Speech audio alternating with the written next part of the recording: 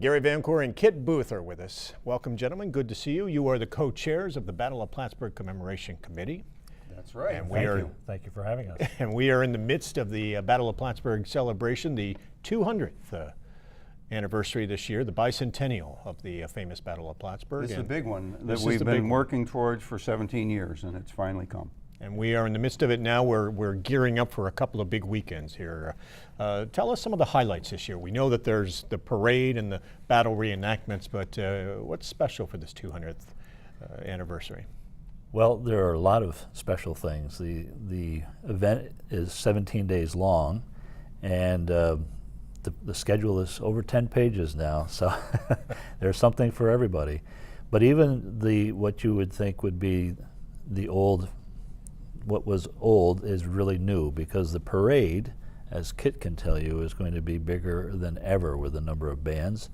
And even the reenactments, we're going to have 3 reenactments. One will be a street battle leading the parade, as well as the one in Beekmantown, the reenactment in Beekmantown. But also we're going to have a naval battle with tall ships on Sunday, and that's new. So even somebody could say, well, I've seen the reenactment before.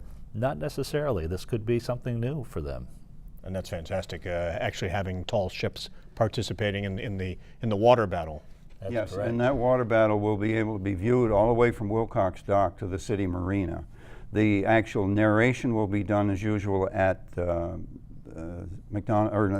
Champlain Monument. Mm-hmm. But people, if they don't care about what they're seeing, I mean, if they just look at it, they can look at it for that long distance of shoreline wherever they can stand.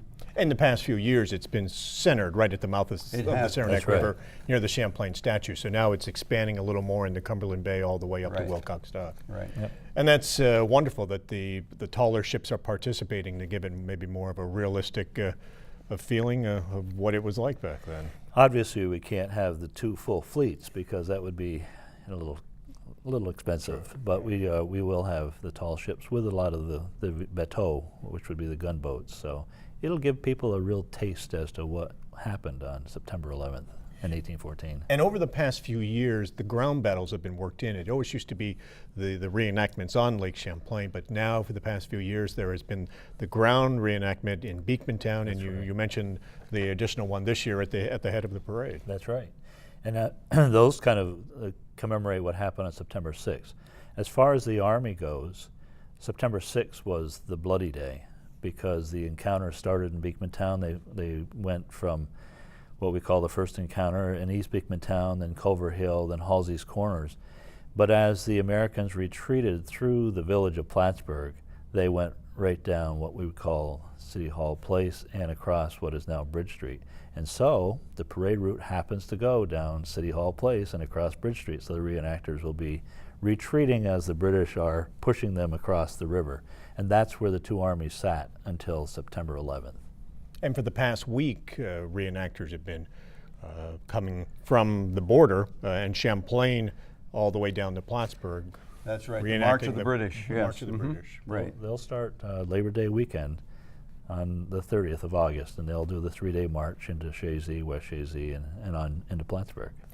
And this year is obviously special. Is there an emphasis on telling the story behind the significance of the battle? For a lot of people, do they see the festivities every year but not really understand the significance of the Battle of Plattsburgh? We've been trying for the last 17 years to make that happen, and I think we probably have made a dent. I don't think everybody understands it, but certainly the narrators of the 2 reenactments, actually 3 reenactments this year, will tell that story over and over again. And we also have some lectures going on which will also tell parts of that story. So that's part of our mission, really, is to try and get people more aware of the Battle of Plattsburgh, what it was all about, why it happened, how important it was, the most important battle of the War of 1812, and probably the least recognized of any of the battles that took place. And 2 years into the war, this was basically the battle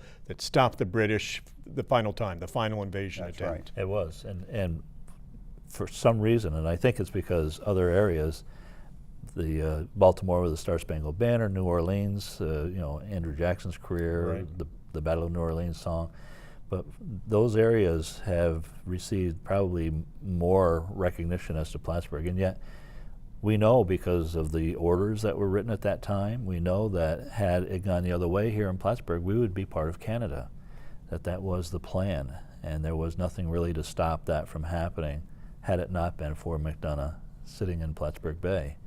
So noted historians recognize this, and we just want kind of people to realize that this is a very, very important battle in our nation's history, not just the region, but our nation.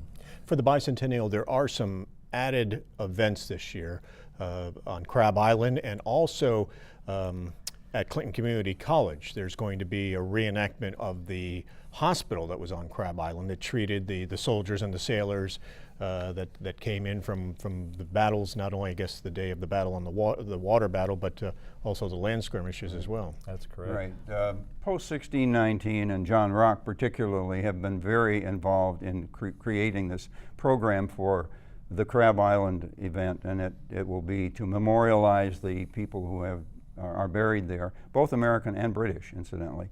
That's on the 11th of September, incidentally.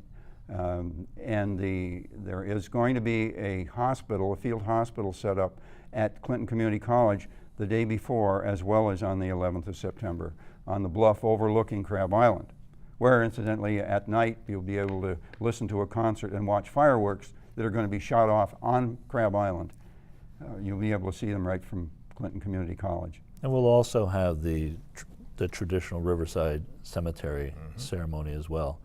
But this year there are going to be added attractions. The U.S. Navy Band, for example, at this point is planning to be here and will be at those events on September 11th, including Riverside, along with others. And there's going to be some special, let's put it this way, special things we've never done before. So You always have wonderful bands, the Navy Band and others, year after year come. This year we also have the 42nd Infantry Division Band coming.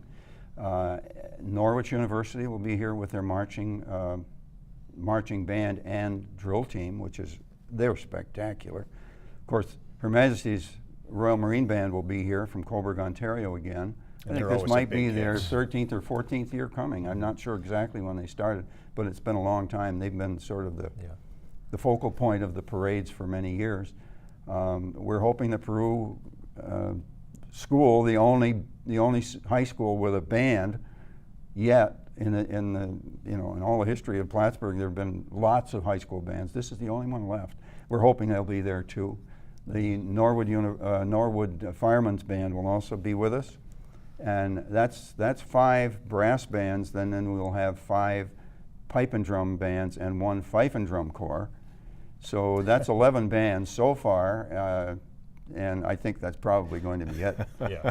But it'll be over 100 units in the parade. Amazing. It'll That's be quite a a lineup. big parade, a neat parade. And they often they participate in the parade, and then after the parade, a number of those bands will get together right at City Hall, and that's always special as well. I think they'll all be there. Maybe the 42nd Division Band has to go back home. They're driving up from Pierpont Manor, New York. It's just down near Peekskill. They're going to drive up that day, march in the parade, and then go home that day. So this is a bunch of reserves, and it's just great that they're coming. That beat retreat is always I think, one of the highlights when you have all There'll be those, 250 musicians in that. And there's a musical this year, an original score. There is. Dr. Rich Frost has, I guess it was probably 2 years ago, he came to us and said, I'd like to write an original musical of the Battle of Plattsburgh. And we said, okay, go ahead. So for a year he was working on that, and most of this year he's been working on fine-tuning it and so on. Bonnie Black has agreed to be the director, and they will be having 3 performances: the 3rd, the 4th, and the 7th. Am I right? Matinee on the 7th. Yeah, matinee on the 7th Sunday. Those will be in Hartman Theater, and there'll be about 300 seats available. You encourage folks to get the button, because the button gets them into most every event there is. The buttons are on sale. And it also supports the weekend. And it supports that's very important to us. So that income stream is very important. And the buttons are at stores and retailers all over. Yes, they are. Probably a dozen or more stores in this area that have them. And in the past, that button was great because you were almost guaranteed of getting in and getting a great seat, but such an important year this year and so many events going on, folks may need to be aware that the button will get you in the door, but you may have to show up early to get a good seat. Well, there are a couple of possible complications. That the play runs Thursday, Friday, and Sunday matinee. Thursday, Friday night, Sunday matinee. And apparently a lot of folks prefer to go on Friday, but the Hartman Theater is limited in its seating. And so if you get there and you may not get a good seat on Friday night, you may want to think about going Thursday night or Sunday for the matinee. The folks at the college believe that everybody will be able to see the play, but for what it's, just for kind of a heads up. And as far as the concerts, and we haven't mentioned the concert series yet, but we have several musical concerts going on throughout the 2 weeks. And 3 or 4 of them may be standing room only. Mm-hmm. And because of fire regulations, you can only allow certain numbers of people. And they will be, 3 of them will be at the Stafford Theater at Clinton Community, but 4 of them will be at the Giltz Theater at Hawkins Hall. And there's only 700 to 800 seats. And we have the Hey Jude group coming back, which is the Beatles tribute. Mm-hmm. We have the 60s rock experience, which is half of the one set will be of American rock and roll of the 60s, the other will be the British rock and roll of the 60s. And they have 17 different performers that come on and do this kind of tribute to these various groups.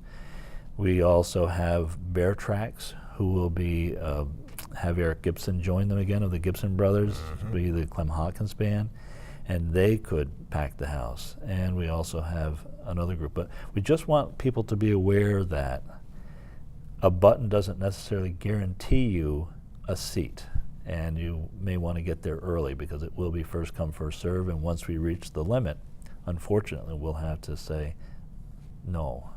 And much the same for the reenactments and the parade. Get there early. Hopefully there will be quite a crowd for this bicentennial. Yeah, there's no limit to how many of those people can be there as long as there's room for them to stand. Yeah. However, I did want to just mention the word standing room only will not apply this time because we will not be able to allow standing room in particularly the Giltz Theater. Right. They have fire regulations just mm-hmm. prohibit that, and right. they're not. Nobody's going to be able to sneak in and stand in the back. It just can't happen. So I just want to make that very clear. Yeah. Get there early, and if we're sold out by the time you get there, I'm sorry, but you probably aren't going to get in that night. Yeah. There are lots of different concerts. It isn't only going to miss, a big deal, but you might miss the one you really want to go to. Yeah. Right. And you're right about the reenactments as well. To see the reenactment, if you don't get there early, you may be 10 or 12 deep. And I know at Beekmantown, a lot of people, by the time they get there, park and get to where the reenactment is, which is on a trail through the woods, which looks very authentic to what it was in 1814. Mm-hmm. But by the time they actually park and get to it, they've missed part of it. So I would suggest that people get there a half hour early. There's always a bagpipe band playing, there's entertainment, or you'll not be bored, but at least you'll have a front row seat, and you get to be very close to the reenactors on that one. The website, Champlain1812.com, has a schedule of events. You can find out everything that's going on. And, right. And for this year, again, with the bicentennial, a lot of planning has been going into this for a number of years now to make this this year extra special for Plattsburgh. Yes, we started getting calls and began thinking about this year, last year at this time. I mean, in June or July of last year, we were already getting calls. So, but our whole focus and intent on doing this, starting back in 1998, was to build towards the 200th anniversary. So here we are. Yes. And we hope we've done a good job, and we hope everybody will have a great time. Well, you have an impressive lineup and so many events going on, new events, the musical and other events. I think you gentlemen have outdone yourselves for 17 days. Folks can come and participate and celebrate Plattsburgh's place in history. Well, and we'd like to encourage people to attend as many events as they can. And again, Friday night is a big night on City Hall, a concert on steps, fireworks again. There are the kids' games all the time. We really work at having this a family event so that you can go with your kids, feel safe. And then, of course, Sunday, the children's fair has been a huge success for kids. 3 years now. Having Yes, crafts it's a good effort. and museum displays and all kinds of entertainment. So it really truly is something for everyone, including the tavern. We'll still have our tavern, Which has always which been has popular. period food and legal beverages, as they say. Right. And entertainment will be going on there the entire time it's opened as well. So it's And we have good quite a time nice, for all. quite a nice array of souvenirs this year too, which people will be able to take with them as a memento of the 200th anniversary. Including, I should mention, Yes, we should. including that we have a medal about 3 inches in diameter that was struck in 1914 for the 100th anniversary with busts of McDonough and Macomb on the front, and on the back is something that says it's for the 100th anniversary. We have decided to raffle one of those off, and we have tickets available, only 200 tickets available for this raffle, and it'll be $5 a ticket, but this is a memento that an antique dealer who actually, I'm going to say, Phil Gordon, contributed this to us to sell. He said that this he has sold for as high as $400 as an antique dealer. So this is a very special memento. There aren't very many of them around, and we will have that available. Definitely a collector's item. And very much a collector's That's item. it. And we'll have some of our own new ones too for this year, this 200 that will be collector's items. And we have to say, you know, the button helps raise funds. This raffle will help raise funds, but we could not have done this for the last several years if it had not been for the generosity of the community, the businesses that sponsor and continue to sponsor, and many of them are doubling their sponsorships this year, which we really appreciate. And you literally have hundreds of volunteers who come out and help. About 800. 800 by the time it's all said and done, yes. Yeah. So we It's- need the volunteers, but again, this could not have happened over the last 12, 15 years the way it's been doing, nor could it happen this year if it wasn't for the generosity and the support of the community, and we always try to recognize that. I think I want to recognize too the fact that we've got one heck of a great committee Yes, we do. who have really busted their butts to make all this happen year after year. They nobody gets compensated for it, obviously. It's all volunteer, but they have just stuck with it. They take a job, a particular part of the program to do, they do it. Gary and I don't micromanage any of this. No. They do their own thing, and we couldn't have done this without No. them. It's just an amazing effort and sacrifice that these folks Yeah. And have for made. many folks, a matter of pride. I mean, for the city of Plattsburgh, this is certainly a signature event.